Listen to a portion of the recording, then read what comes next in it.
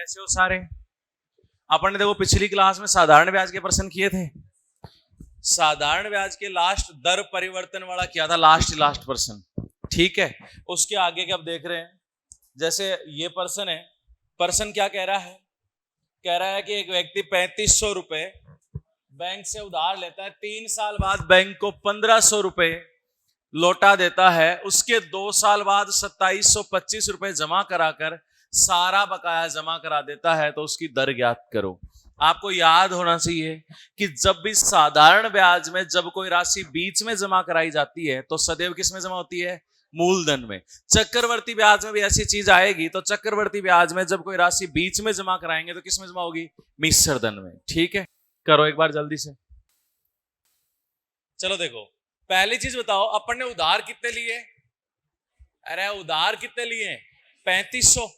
अपन ने 3 साल बाद 1500 तो एक जमा करा दिए, और उसके 2 साल बाद 2725 एक जमा करा दिए, तब जाके अपना पूरा जमा हुआ है। तो एक बात बताओ, जमा टोटल कितने कराए? 1500 और 2700,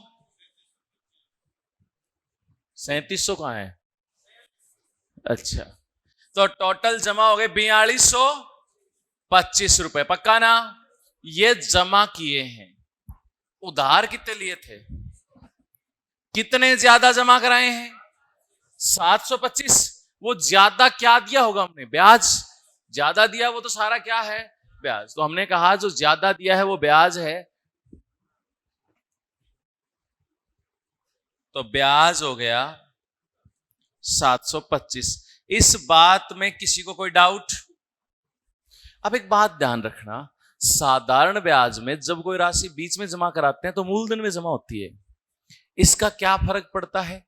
इसका फर्क यह पड़ता है, जैसे आपने 3500 रुपए उधार लिए, तो लेते ही आपका ब्याज शुरू हो गया कितने का? 3500 का। कितने साल तक? 3, क्योंकि 3 साल बाद आपने 1500 जमा करा दिए, लेकिन शुरू के 3 साल तो आपने पूरे 3500 ही काम में लिए। तो शुरू के 3 साल 3500 का, 3 साल तक किस दर से? आर। भाई दर तो पूछिए ना, दर ज्ञात कीजिए। दर पता नहीं थी तो आर दर से ब्याज, यही होगा कि नहीं होगा? मूलधन गुणा समय गुणा दर बटा 100। ये शुरू के अपन ने 3 साल का हिसाब कर दिया। अब आप गए अगले के पास और कहा भाई साहब ये 1500 तो मेरे पास आ गए, 1500 जमा करा दो। तो अगले ने कहा ठीक है 1500 जमा करा दो। तो आपकी मूल राशि अब कितनी बची हुई है? 2000। बोले अब आगे जो ब्याज जुड़ेगा वो कितने में जुड़ेगा? 2000। कितने साल और? तो प्लस 2000 का 2 साल का ब्याज। दर क्या है? आर पता नहीं है तो आर बराबर, ये टोटल ब्याज है। ये कितना है?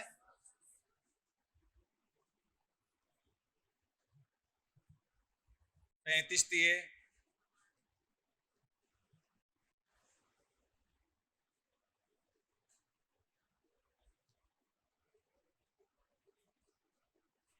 आर बराबर 725 बटा 100, तो कितना आएगा? और एक चीज देखो, इसमें अपन और कोई तरीका नहीं लगा सकते। क्यों? कि आप सोचोगे सीधा ही ब्याज दर निकाल देते, तो ऐसा नहीं कर सकते, क्योंकि मूलधन क्या हो रहा है? चेंज हो रहा है। मूलधन क्या हो रहा है? चेंज। अब वो जरूरी नहीं 3 साल में जमा करा था, 2 में भी करा सकता है, 2 में करा था 5 में भी करा सकता है, अगले की मर्जी है। तो हमें क्या करना है? हमने कहा कि इतने जमा कराए, दर पूछिए, या तो पूछे कितने राशि जमा कराए। जमा कराए तो हम देखेंगे ब्याज कितना हुआ है और कितनी बकाया है, टोटल मिला के जमा करा देते। लेकिन हमें कहा पहले 2-3 साल बाद इतने जमा कराए और उसके 2 साल बाद इतने, तो हमने कहा टोटल इतने जमा करा दिए 4225। लिए तो 3500 थे, ज्यादा जमा कराए 725। तो जो ज्यादा जमा कराया वो क्या है? ब्याज। अब ब्याज आया कैसे? ब्याज भाई शुरू में 3500 लिए तो 3500 का ब्याज शुरू हो गया 3 साल तक, आर दर से बटा 100, 3 साल का ब्याज हुआ है। अब हमने 1500 दे दिए, तो सिर्फ कितने बचे? 2000। तो 2000 का 2 साल बाद जमा कराएं तो 2 साल का 8% की दर से ब्याज, ये टोटल ब्याज हुआ 725। आर का मान आ गया। अब बताओ कर सकते हो कि नहीं? कर सकते हो। अगला देखो, जल्दी करो। एक व्यक्ति 4000 रुपए 9% वार्षिक साधारण ब्याज की दर से उधार लेता है। 1 वर्ष बाद वह 2000 रुपए जमा करा देता है। तो बताओ उसके 2 वर्ष बाद कितने रुपए जमा कराए कि उसकी सारी बकाया राशि जमा हो जाए? जल्दी करो।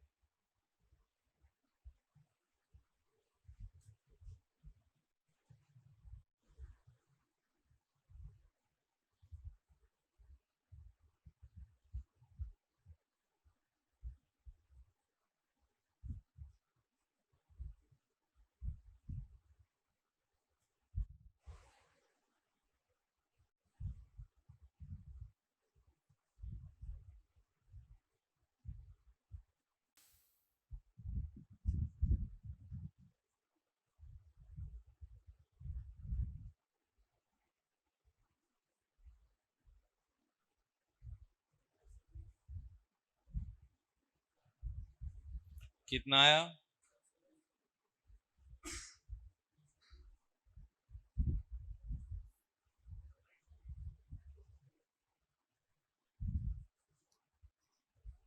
हो गया 4 डी। चलो देखो, 4,000 रुपए 9% वार्षिक साधारण ब्याज की दर से उधार लेता है, 1 साल बाद 2,000 जमा करा देता है। तो बताओ उसके 2 साल बाद कितने जमा कराए? तो हम क्या कहेंगे भाई, 4,000 उधार लिए थे, उसमें से 2,000 जमा करा दिए, तो 2,000 तो मूल राशि बाकी है, और क्या बाकी है? ब्याज। तो हम पहले ब्याज निकालेंगे और उसमें कितना जोड़ देंगे? 2,000। अगले को कहते हैं भाई ब्याज तो आपका ये हुआ है और 2,000 रुपए बाकी है, ये ले लो। तो हमने कहा ब्याज बताते हैं पहले। 4,000 रुपए का 9% की दर से, शुरू में कितने साल? 1 साल बाद ही जमा करा दिए, तो 1 साल का ब्याज। आप तो इतना ध्यान रखा करो कि ये जो राशि हम कितने समय काम में ले रहे हैं। 4,000 रुपए 1 साल तक काम में लिया, अब आपने 2,000 जमा करा दिया अगले को, तब काम कितने ले रहे हो? 2,000 ही। कितने साल तक? उसके 2 वर्ष बाद, तो 2 साल और लेंगे काम में, दर तो वही रहेगी ना।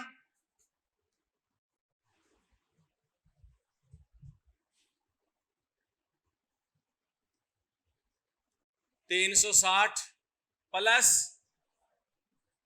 कितना हुआ? 720 रुपए क्या है? ब्याज। 2,000 रुपए आपने उधार, बाकी भी है आपके मूल में, तो कितने हो गए? 2,720।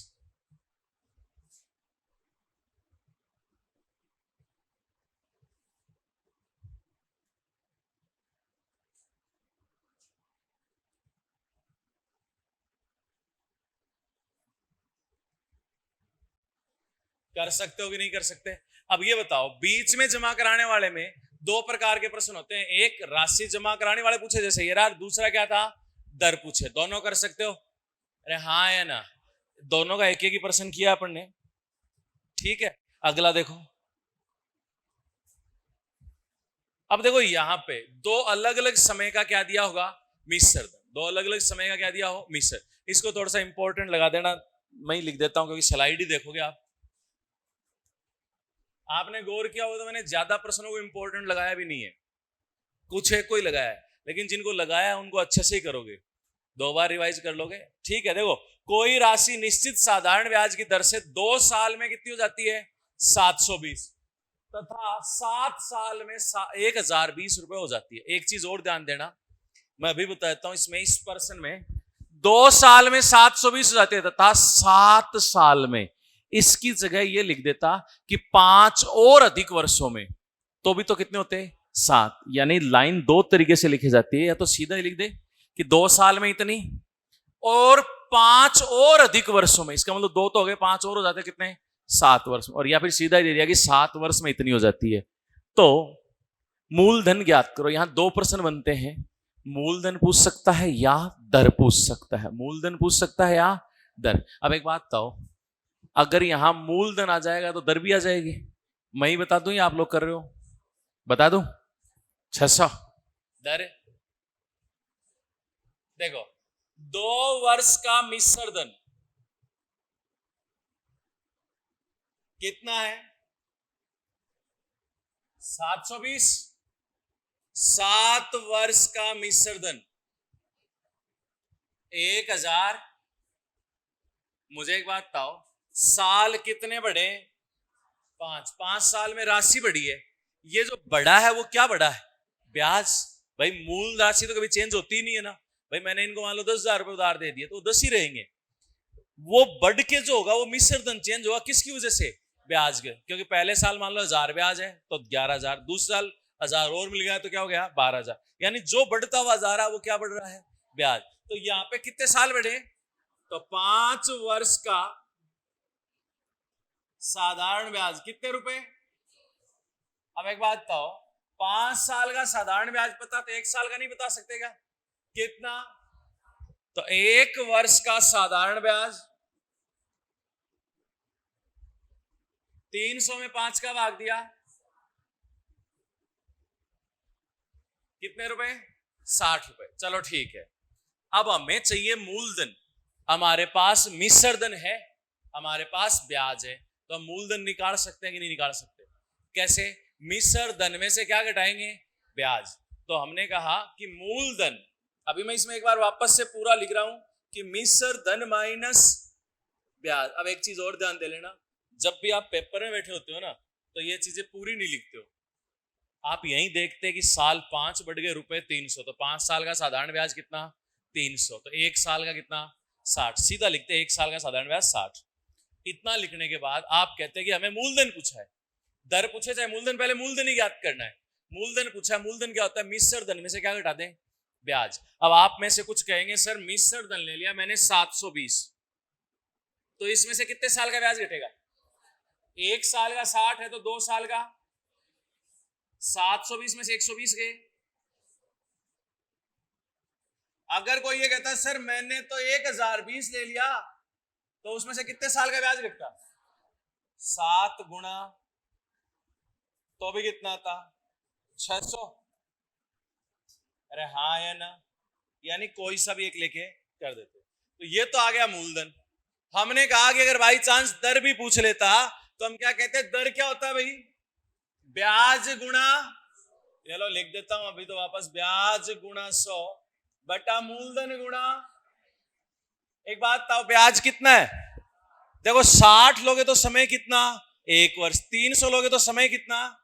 तो 60 गुणा 100 बटा मूलधन गुणा ये 60 रुपए कितने साल का है? कितने परसेंट आई? हाँ या ना? तो इसमें देखो दोनों इंपॉर्टेंट होते हैं। कौन कौन सा? दर भी पूछ सकता है और मूलधन भी पूछ सकता है। दर भी पूछ सकता है और मूलधन भी। ये इंपॉर्टेंट भी है, ध्यान रहेगा। नेक्स्ट कर ले।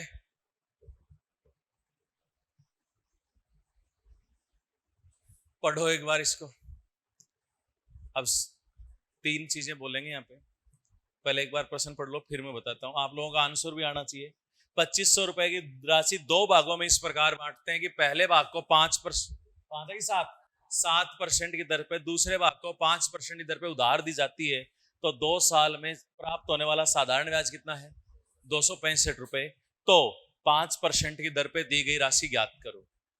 अब एक सेकंड सामने देखोगे सारे। देखो अब एग्जाम नजदीक है, एग्जाम नजदीक है तो आपके दिमाग में एक साथ चीजें होनी चाहिए। राशि के टुकड़े कर रहा है ना, 2500 रुपए की राशि को 2 भागों में बांटा, तो आपके दिमाग में क्या आना चाहिए कि ऐसे में 3% बनते हैं। ऐसे में कितने परसेंट बनते हैं? 3। पहला बनता है टुकड़े करने के बाद टोटल ब्याज या ओवरऑल की दर दे। दूसरा बनता है जब दोनों हिस्सों का साधारण ब्याज बराबर दे।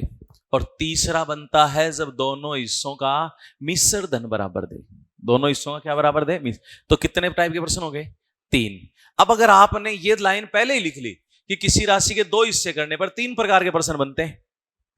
पहला, दोनों की अलग अलग दर दी गई हो, दर तो दोनों की अलग अलग सब में देगा, एवं ओवरऑल की यानी कुल की दर या ब्याज दे, कुल की दर या ब्याज दे, तो वहां हम मिश्रण का नियम लगाते हैं। किसका नियम लगाते हैं? मिश्रण।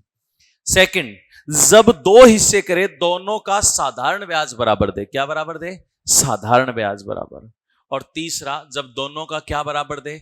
मिश्र धन। आप एक जगह लिखोगे क्या छोटा सा, कि मैं इस पे लिख देता हूं, देखो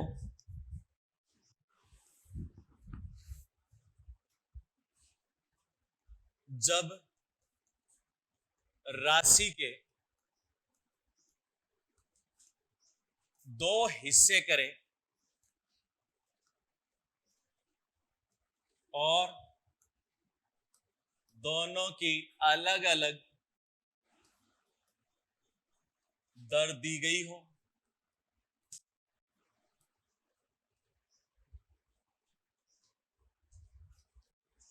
अब सुनो, ये तो देगा ही देगा, दो हिस्से करेगा, दोनों की अलग अलग दर देगा, ठीक है। अब पहली कंडीशन बन जाती है साथ में कुल की दर अथवा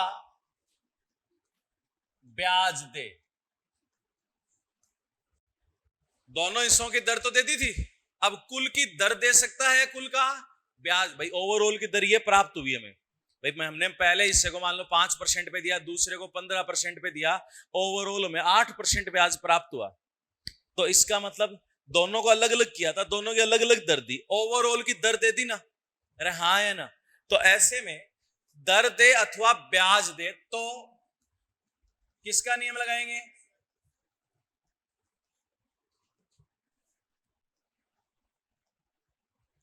मिश्रण का नियम काम में लेंगे। मिश्रण का नियम क्या था बताओ जरा? फर्स्ट सेकंड इन दोनों को मिलाया तो मिश्रण। तो यहां पहले भाग की दर, दूसरे भाग की दर, ओवरऑल की दर दी तो सीधी दर आ जाएगी। और अगर ब्याज दिया तो पहले दर ज्ञात करेंगे, फिर कहां रखेंगे? यहां पे। इधर इन दोनों का अंतर सेकंड माइनस एम, इधर इन दोनों का अंतर एम माइनस फर्स्ट, और ये प्रारंभ का क्या आ जाएगा? अनुपात। और एक चीज ध्यान रखना, इधर अंतर लिखना, इधर अंतर लिखना, प्लस माइनस भूल जाना है, ठीक है, माथाफोड़ी नहीं करनी है। सेकंड, जब दोनों हिस्सों का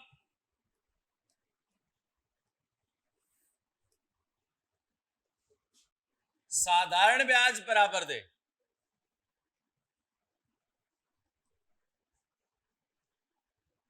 क्या बराबर दे? साधारण। तो दो हो चाहे तीन हो, तो जैसे मान लो तीन होते P1 P2 और P3, तो हम लिखते 1/R1T1 अनुपात 1/R2T2 अनुपात 1/R3T3। तीसरी कंडीशन बनती है जब हिस्सों का मिश्र धन बराबर दे। क्या बराबर दे? मिश्र धन। तो मिश्र धन बराबर देगा, थोड़ा सा ऊपर कर दें इसको,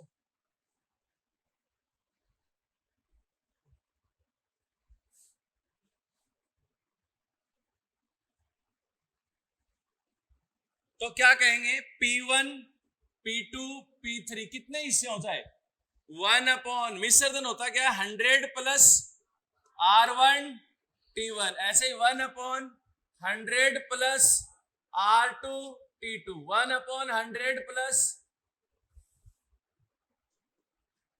ये तीन टाइप के प्रश्न एक साथ हो जाते हैं। कितने टाइप के? तीन। अब तीनों में आपको दिमाग में रखना है कि अब प्रश्न पढ़ते ही दिमाग में आना चाहिए कि कौन सा प्रश्न है। आपको कहा जाए दो हिस्से किए, दोनों का लास्ट में कहे साधारण ब्याज बराबर है, तुरंत दिमाग में आएगा साधारण ब्याज बराबर तो क्या होगा? 1/R1T1 अनुपात 1/R2T2 अनुपात 1/R3T3। तीन हिस्से किए तो तीन तक ले जाओ, दो हिस्से किए तो दो तक। वो कहे तीनों का या दो हिस्सों का मिश्र धन बराबर है या राशि बराबर प्राप्त हो, इसका मतलब मिश्र धन बराबर है। मिश्र धन बराबर होते ही हिस्सों का अनुपात क्या हो जाएगा? 1/100 प्लस R1T1 अनुपात 1/100 प्लस R2T2 अनुपात 1/100 प्लस R3T3। और वो कहे कि दोनों हिस्सों की अलग अलग दर ये है, कुल पर इतना ब्याज मिला, या फिर कहे कुल की ओवरऑल ये दर प्राप्त हुई, तो हम क्या कहेंगे? ऐसे में कौन सा नियम लगेगा? मिश्रण। पहला दूसरा लिखा, ओवरऑल की दर लिखी, इधर अंतर लिखा, इधर अंतर लिखा, अनुपात आ गया, यानी अनुपात प्राप्त हो जाएगा। अनुपात प्राप्त होने के बाद बांट सकते हैं। जैसे अब क्वेश्चन पे आ जाऊं मैं, रह जाऊं क्या? देखो अब क्या कह रहा है? 2500 रुपए की राशि दो भागों में इस प्रकार बांटते हैं, पहले भाग को 7% पर, दूसरे भाग को। ओवरऑल पे 2 साल में 265 रुपए ब्याज प्राप्त हुआ है। क्या प्राप्त हुआ है? अब एक बात बताओ, कुल का ब्याज दिया है ना, तो कौन सा नियम काम में लेंगे? मिश्रण का। कौन सा? मिश्रण का। अब मिश्रण में क्या कहा था? फर्स्ट और सेकंड। पहले भाग की दर कितनी है बताओ जरा? 7, दूसरे भाग की ओवरऑल की दर नहीं पता, हमें पता नहीं है। हमें क्या पता है कि कुल पर दोनों भागों से 2 साल में कितने रुपए ब्याज प्राप्त होता है? 265। तो दर नहीं आ सकती क्या? कुल राशि कितनी है? 2500। 2500 का 2 साल का ब्याज मिला 265, तो दर आ जाएगी नहीं आएगी? आएगी। दर बराबर ब्याज गुणा 100 बटा मूलधन। मूलधन कितना है? 2500 गुणा समय कितना है? 5 से काटा 53/10 यानी 5.3। 5.3। और एक चीज और ध्यान रखना, दर सदैव इनके बीच की होगी। दर सदैव इनके, अगर इनके बीच की नहीं आ रही इसका मतलब आप क्या कर रहे हो? गलत। ठीक है, तो ये आया 5.3। इधर अंतर बताओ कितना है? 0.3। 0.3 बोलो या 0.3। इधर अंतर कितना है? अनुपात लिया। एक से पहले पॉइंट है, एक से पहले पॉइंट है, पॉइंट हटाएंगे बट्टे में 10 जाएगा।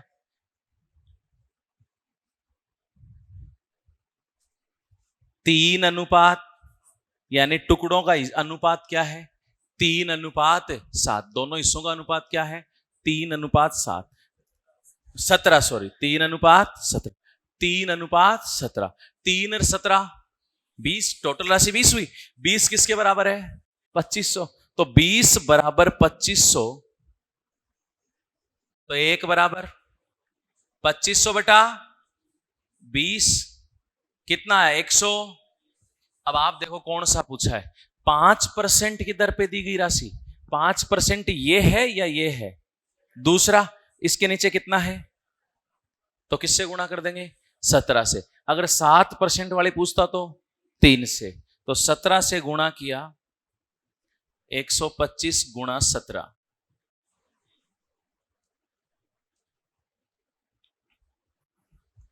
अब बताओ ये बात समझ में आई कि नहीं आई? अब देखो, ज्यादा प्रश्न करने से कोई तंत्र नहीं है इसमें। अगर दर दे देता पहले ही, इसकी जगह 265 की जगह कि ओवरऑल 5.3 की दर प्राप्त होती है, तो हमें दर भी ज्ञात नहीं करनी होती, वो और आसान हो जाता। अब बताओ ये प्रश्न कर सकते हो या नहीं कर सकते हो? अब सुनो दूसरा, ये देखो, 2600 रुपए को 2 भागों में इस प्रकार बांटते हैं कि पहले भाग को 10% की दर पे 5 साल के लिए, दूसरे भाग को 9% की दर पे 6 साल के लिए उधार दिया जाता है। दोनों भागों से प्राप्त साधारण ब्याज बराबर हो। क्या बराबर बोला इस बार? तो अनुपात क्या हो जाएगा? 1/R1T1। अनुपात 1/2 ही है तो 2 ही लिखेंगे। करो जल्दी से उत्तर दो।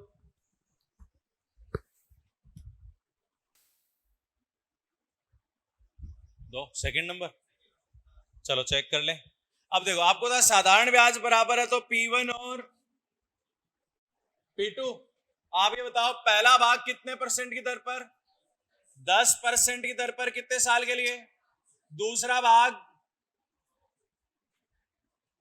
ठीक है, दोनों से प्राप्त साधारण ब्याज बराबर है। 9% की दर वाला पूछा है ना, यानी कौन सा पूछा है? ये आपसे पूछा है। आपको पता है साधारण ब्याज बराबर तो 1/RT का ही लेंगे अनुपात। 1/R1T1 तो 1 बटे अनुपात 1 बटा, जब 2 ही अनुपात हैं तो सरल करने के लिए ऐसे कर देते हैं वज्र गुणा। अरे कौन सा गुणा कर देते हैं? तो ये 54 एकम और 50 एकम, 2 से काटा 27 अनुपात टोटल कितना? 52। 52 किसके बराबर है? 2600 के। 52 अनुपात बराबर है 2600 के। तो 1 अनुपात किसके बराबर? 52 का भाग देंगे, कितना आएगा? 50। हमें P2 चाहिए। P2 कितना है? 50 गुणा 25, 1200 या 1350 कैसे है भाई? बी कैसे है? किस किस के?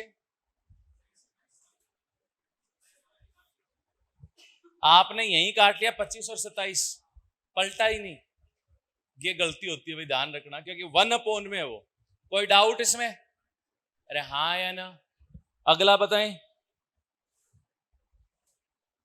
एक पिता अपने दो पुत्रों के लिए 18,750, ये प्रश्न मैं कई बार बता चुका हूं भाई। अगर ये प्रश्न गलत किया तो कुटाई हो जाएगी। जल्दी करो। एक पिता अपने दो पुत्रों के लिए 18,750 रुपए की राशि छोड़कर चल बसे। ठीक है। छोटे बेटे की उम्र 12 वर्ष है। छोटा बेटा कितने साल का है? 12 वर्ष। और बड़े बेटे की उम्र 14 वर्ष है। यह राशि 5% वार्षिक साधारण ब्याज की दर पर दो भागों में इस प्रकार बांटी जाती है। कितने भागों में? दो भागों में इस प्रकार बांटी जाती है कि जब वे 18 वर्ष के हो जाएं, कितने साल के हो जाएं? 18, तो उन्हें समान धनराशि प्राप्त हो। क्या हो? समान धनराशि प्राप्त हो। तो बताओ छोटे बेटे के हिस्से में कितनी राशि जमा कराएगी? अब एक चीज सुनो। पहली चीज, समान राशि प्राप्त हो, इसका मतलब क्या बराबर है? मिश्र धन। क्या बराबर है? तो आप यहां स्वयं करोगे कि क्या बराबर है मिश्र धन। दो बेटे हैं, एक तो छोटू और एक मोटू। बोलेगा तो मार पड़ेगी, मुर्गा बना दिया जाएगा। बड़ू, छोटा बड़ा जो भी आप लिखना चाहो। अब एक बात था ना, छोटे के बेटे के हिस्से में जमा जो भी करा रहे हैं, आज कितने साल का बेचारा? 12 साल का। 18 साल का कितने साल में होगा? 6 साल में। तो उसके राशि पे कितने साल का ब्याज जुड़ेगा? 6 साल का। किस दर से? 5% की दर पर। और दूसरा है वो 14 वर्ष का, उसको कितने साल का ब्याज मिलेगा? वही 5% की दर। हाँ या ना?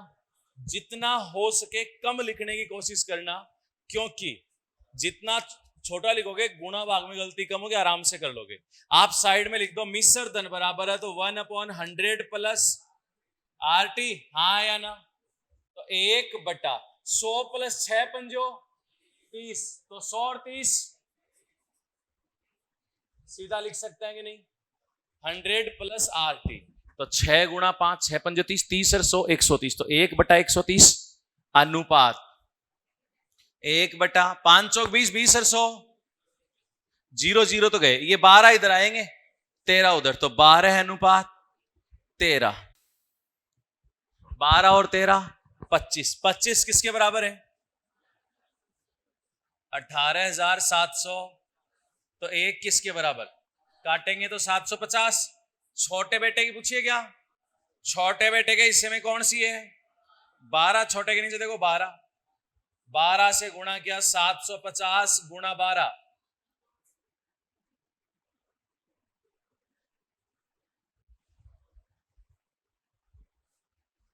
ठीक है भाई।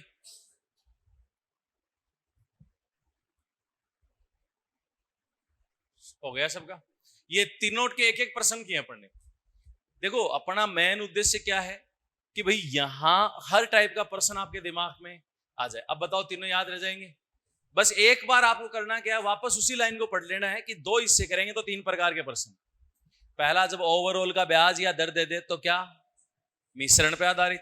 साधारण ब्याज बराबर बोले तो 1/R1T1 अनुपात 1/R2T2 अनुपात 1/R3T3। अगर मिश्र धन बराबर बोले तो 1/100 प्लस R1T1 अनुपात 1/100 प्लस R2T2।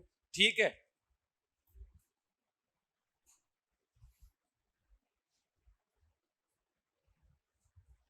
अलग अलग समय की अलग अलग दर दी जाए तो, जल्दी करो इसको।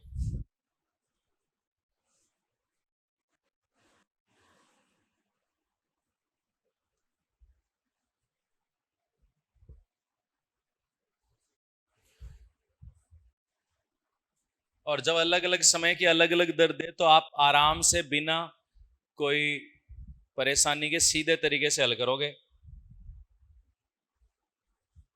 करो, कोशिश किया करो। आप पहले एक बात तो, जब एग्जाम में बैठोगे, मान लो नॉर्मली बैठना तो ही कॉमन सी बात है, अपन उस टाइम प्रश्न को पढ़ेंगे, एकदम से कई बार नया प्रश्न होता है, कई बार हो जाता है भाई सामने। तो हम क्या है कि जब हम खुद पहले प्रैक्टिस करते हैं ना, कि खुद कोई भी प्रश्न आया, हमने खुद अपने मन से किया कि क्या करते, ट्राई करते, तो 100% होगा ही होगा। अब देखो यहाँ पे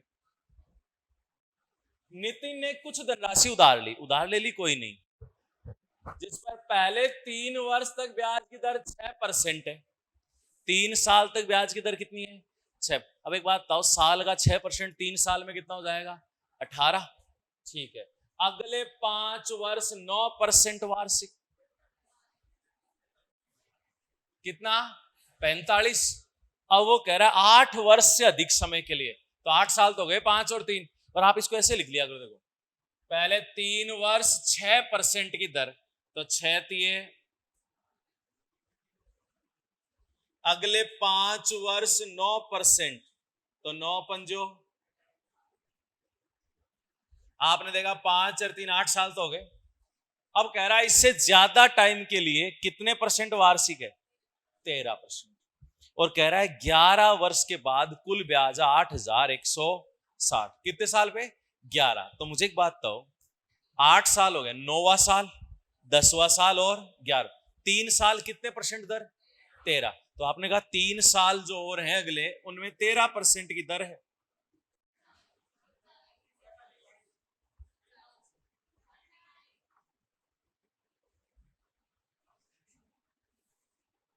टोटल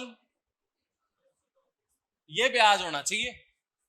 वो कह रहा है कि ब्याज कितना है? कुल ब्याज 8,160। तो हमने कहा 102% बराबर 8,160, तो 1% बराबर 8,160 बटा 102, कितना आया?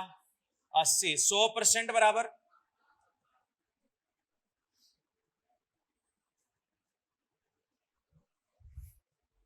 कोई डाउट? अरे हाँ है ना। अगला करो तो देखो, ये करो,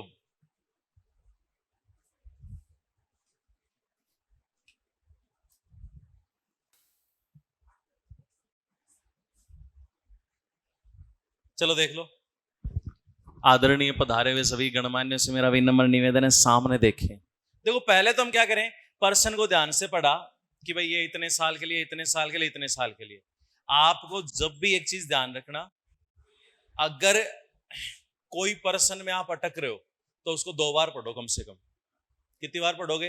2 बार, उससे चीजें समझ में आएंगी। अब देखो कह रहा है कि प्रथम 3 वर्ष 12% की दर, कितने परसेंट के? तो कितने परसेंट हो गया? अरे कितना? अगले 5 वर्ष 16%, तो 16 पंजो 80%, तथा 8 वर्ष के पश्चात की समयावधि के लिए 20% वार्षिक। अब 8 तो हो गए लगते हैं, 3 और 5, अरे 3 और 5 है, 8 तो हो गए।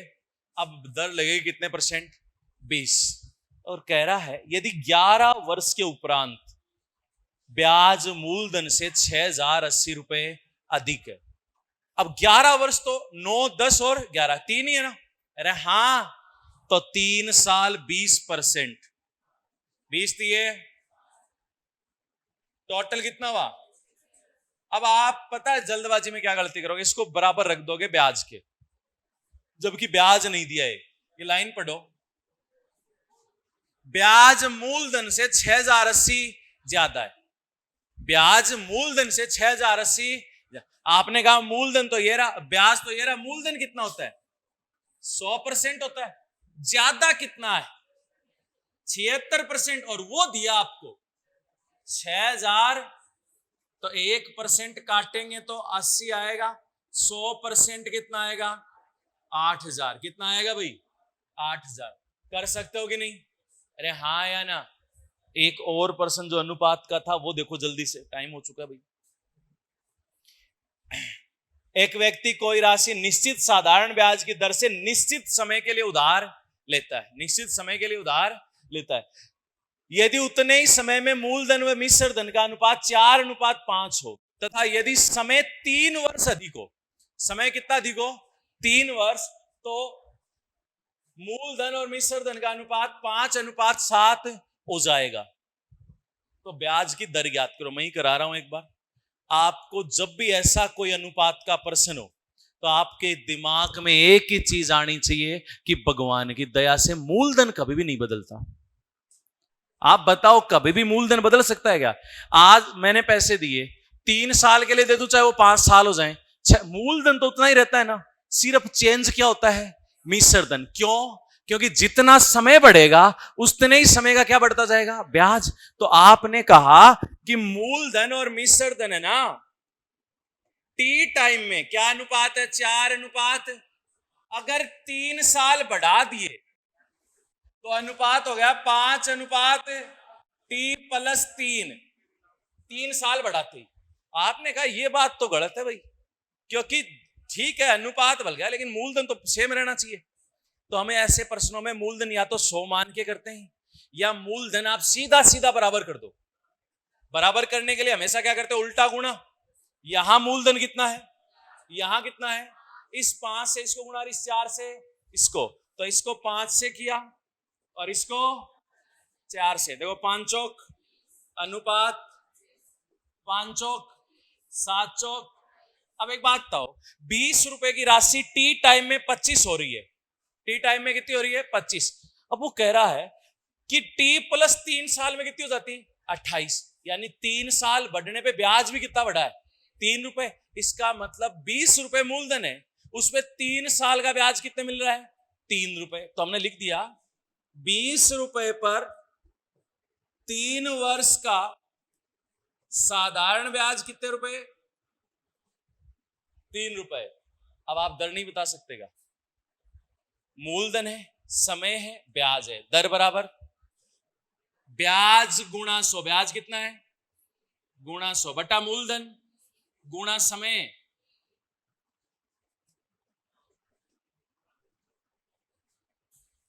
हाँ या ना?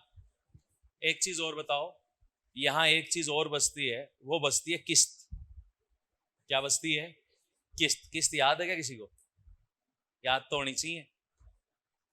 हमने किस्त 2 तरीके से बताई थी, एक तो फॉर्मूले से और एक सीधी। एक बार करो जरा जल्दी से, लास्ट प्रश्न है।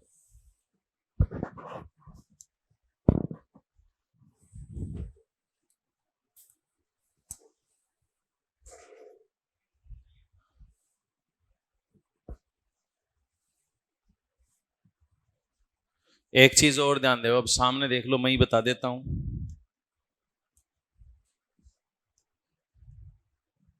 लास्ट है। बात ऐसी है, साधारण ब्याज में सदैव, जैसे ये बोला है 1740 रुपए की राशि 5 बराबर किस्तों में दे है, उधार नहीं ली है, इतनी राशि चुकानी है। ये लाइन आप नोट करोगे जो मैं बोल रहा हूं, पहले बोल देता हूं फिर नोट कराऊंगा, फिर सुनना, ठीक है? जब भी देखो क्या कह रहा है, 1740 रुपए की राशि 5 बराबर किस्तों में दे है, तो ऐसे में हमेशा साधारण ब्याज में क्या दिया जाता है? मिश्र धन। क्या दिया जाता है? मिश्र धन। अगर बाई चांस आपको मैं कह दूं कि 20,000 रुपए मैं आपको उधार देता हूं जो 5 साल में चुकाना है, तो पहले क्या ज्ञात करेंगे? मिश्र धन। पहले क्या ज्ञात करेंगे? ऐसा प्रश्न मैं आपको टेस्ट में दूंगा, देखते हैं, कल टेस्ट है ना, ऐसा प्रश्न आपको दिया जाएगा, देखते हैं आप करते हो या नहीं। तो अगर पहले मूलधन दिया हो तो उससे क्या निकालेंगे? मिश्र धन। ये लाइन लिख लो कि साधारण ब्याज की किस्तों में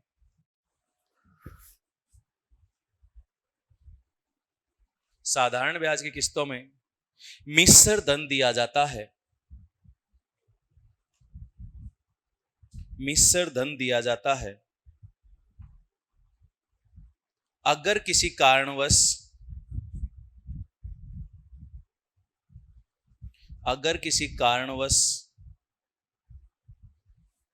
मूलधन दिया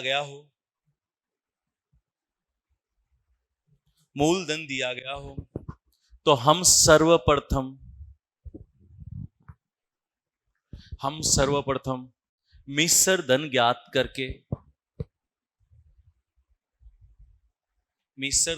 करके प्रश्न को हल करते हैं।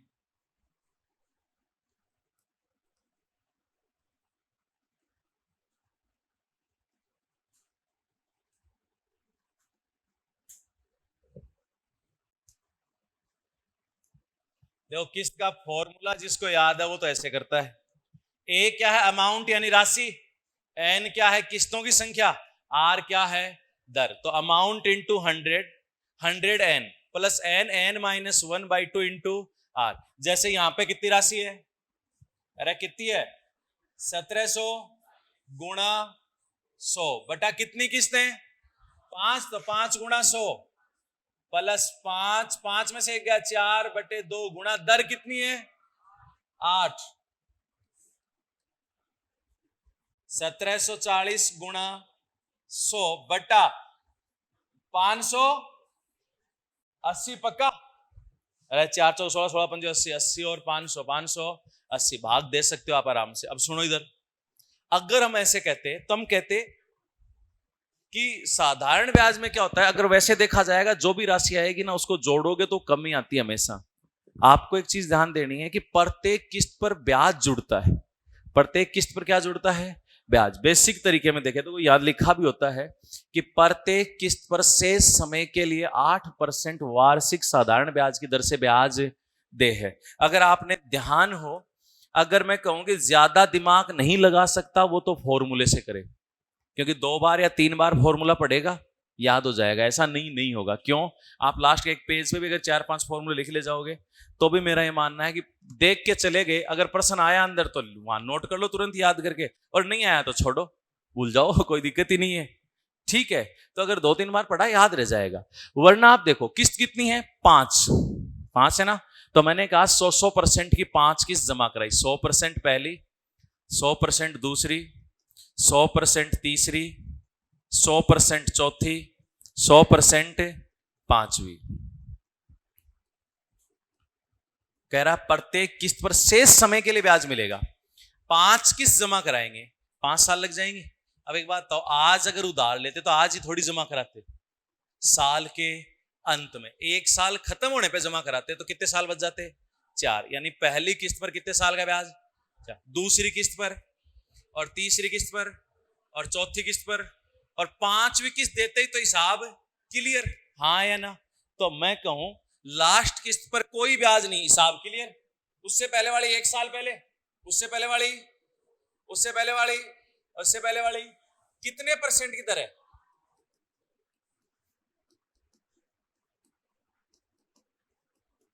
0 को 8 से गुणा करने की जरूरत, 8 चौक 32 और 100, 100, 100, 100, और ये टोटल यही जमा हुआ है 500 किस्तों में। ठीक है, जोड़ो कितना है? कितना? 580% यही जमा हुआ है ना। और ये जमा कितने के बराबर है? 1700। तो 1% बराबर 1740/3। ठीक है, चलो लिख देता हूं 3। 100% किस्त है तो कितनी हो गई? यहां भी 3 बार ही गया, देखो ये का ये आया था। हाँ या ना? तो ये थे हमारे साधारण ब्याज के क्वेश्चन। एक चीज ध्यान रखना, कुछ भी नहीं करोगे, ज्यादा अपन ने जो क्वेश्चन किए हैं इनको 3-4 बार पढ़ भी लोगे ना तो तरीके याद रह जाएंगे, और तरीके याद रह गए तो कोई दिक्कत नहीं आएगी। ठीक है, इसी के साथ आज के समाचार समाप्त।